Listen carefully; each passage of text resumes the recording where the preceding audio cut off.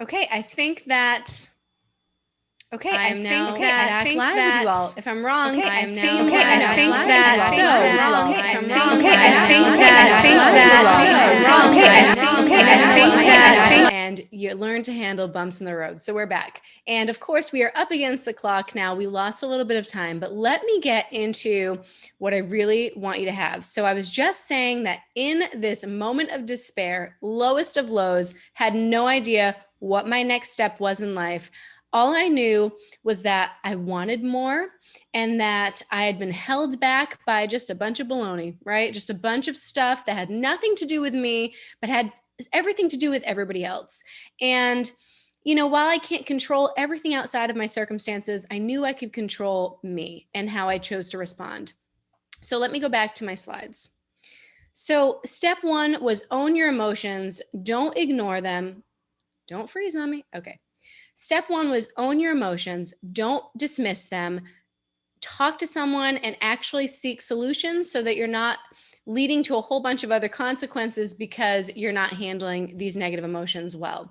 Step two is to own your thoughts, right? It's shifting your perspective. One of the biggest mistakes that I made, and that I know a lot of you probably make, or maybe you see your friends doing this, is you then become your own biggest bully, right? Like there's the bullies at school, and then I became my own bully because they would say something about me, and then my brain would be saying it to myself.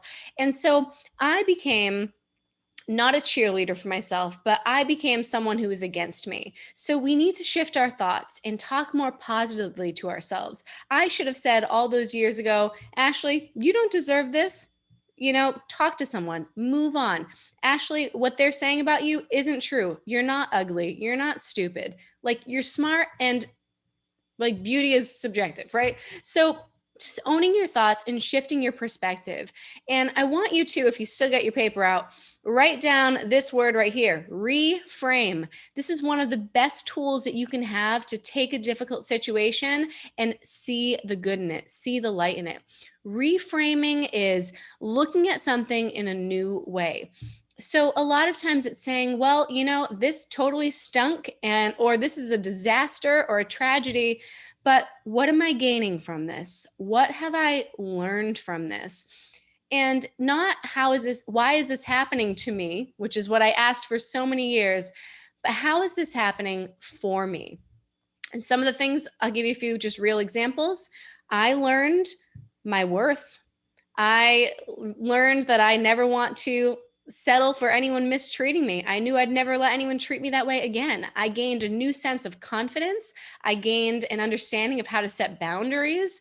I found my inner drive and ambition because I faced a challenge. It showed me what I was truly capable of, because all those years I never thought that I would amount to anything. I was just little Ashley that was destined to fail, be a victim, be sad. And this showed me just how capable I was of just achieving a much better life. So ask yourselves right now, what are these circumstances doing for me? I look at the last year and I say, all right, this was a gift because it gave me a chance to look at what worked, what didn't. Do I like the people I spend time with? Are my friends good influences? What were my habits supportive of my goals? Was I healthy? You start to look at what you've been through and realizing this is a chance to have a real blank slate, and you can reframe a situation as one that creates this whole wealth of new opportunities for you. And the third part is this. Once you've owned your emotions, worked on your thoughts, right? Because the only reason you feel a certain way is because of how you're thinking about something, right? Your thoughts create what you feel. Then you have to have a vision. Because for me, even though I was at rock bottom, again, every limitation against me, I knew this is not the life that I'm destined to live. I'm not destined to be sad or struggle every day. I'm destined to be me and to figure out what my purpose is and my path. And I thought, you know what? Yeah, I'm limited right now, but what are the possibilities? And the possibilities for me felt limitless because now I could consciously create anything I wanted. And over the course of many years, I slowly rebuilt my life. but I'm talking about didn't just put the pieces of my life back together, achieved the most amazing goals, things I never believed I ever could have accomplished. I started volunteering at a local shelter. They asked me to speak and share my story, and I was on a stage talking about dating violence and sharing what I'd gone through. And now I speak full time on that issue. I saw an opportunity to compete in a local pageant to win scholarship money to go back to school, and I won the title of Miss New Bedford. I started to take on leadership roles within my community. I was speaking, I was advocating for social causes that mattered to me, and finally, I went back to school. And we want to talk about what we were just mentioning. Like, what did I learn from this? I learned I wanted to work in the criminal justice system, not nursing like the first time around. I realized what I loved and what I was passionate about. I went back to school, and finally, 7 years after dropping out, I graduated as valedictorian of my class, built an amazing career in criminal justice, and now I'm self-employed as an entrepreneur doing what I love every day. So even though I knew I wanted more and I had zero clue what the steps were going to be to get there, having a vision of what I wanted from my life, knowing how I wanted to feel and live every day, kept me motivated even when it felt impossible. Because when you have a big enough goal and a big enough dream and a big enough vision, you're going to stay on track. You're going to make the healthier choices that you need to make. You're going to seek support and help, and you're going to keep going. So come up with your own vision and ask what's possible. In times of challenge, everyone tends to consult the limitations. Well, I can't do this because of this. I can't do this because of that. I want you to start to consult the possibilities. This is how you get through hard times. Own your emotions, own your thoughts, own a vision that's going to keep you on track. So this is how you get from challenging times to the happy success story at the end. And your success story will be different from mine, but here's just a few photos of the things I mentioned. Doing cool things because I finally said, I want more, and I'm not going to sit in this place of suffering. Being strong is working through the hard things in life, not avoiding them. And I know it's very easy for many of us to want to avoid it. But when you work through hard things, you will build resilience. And I want you to write that word down. That's probably the last word I'll have you write down. Resilience. If you've never heard this word before, that's what's going to help you get through the remnants of last year, this coming year, and every year of your life. Resilience is the ability to spring back or recover from things quickly.